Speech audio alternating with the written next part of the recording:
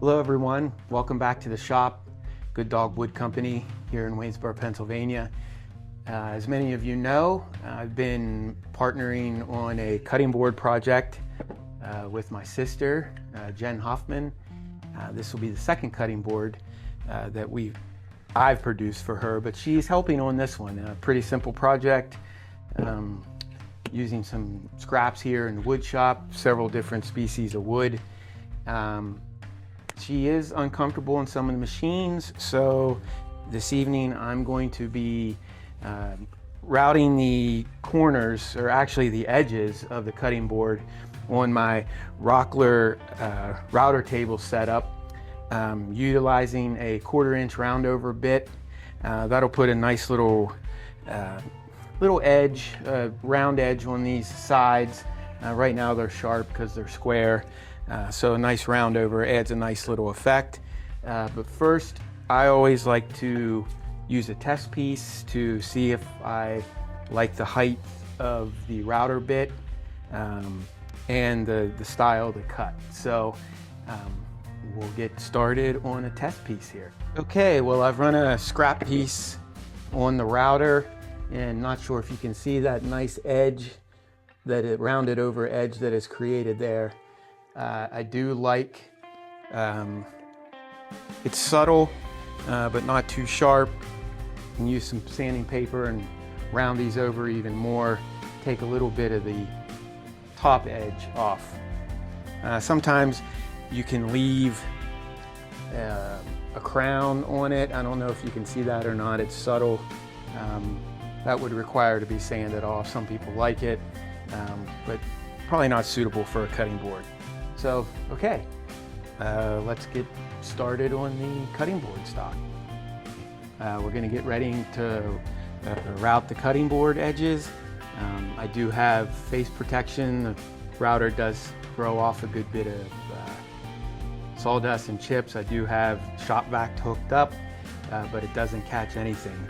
And we are going to be going on a right to left direction, all the way around with the bearing riding on the edge. Now, if you were just doing a straight piece, you could potentially run into some tear out here on the corner. But since I'm going all the way around, once I get back to the final corner, it's already rounded over, so there shouldn't be any tear out. So, all right, let's get started.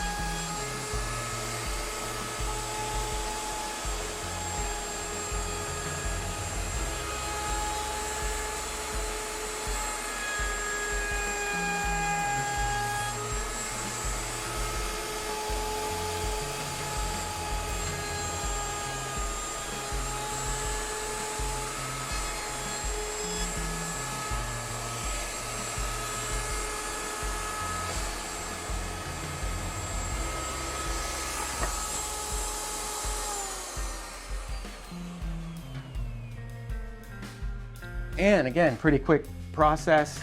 And just like that, we have our beveled edge, top and bottom, around every side. It does give a nice feel. It's not a sharp edge anymore. And sanding them over, we'll probably add a little bit more bevel to it, but it should make for a nice piece. So no juice groove on this piece. Jenny didn't want a juice groove, otherwise I'd be routing that too by hand, but it's been done before, but not on this piece. So Tune in Thursday evening. Jenny will be in the shop, and we're going to be doing some sanding, going probably 80, 120, 220 grit, and then we're going to add the Good Dog Wood Company heat stamp. So join us again next time.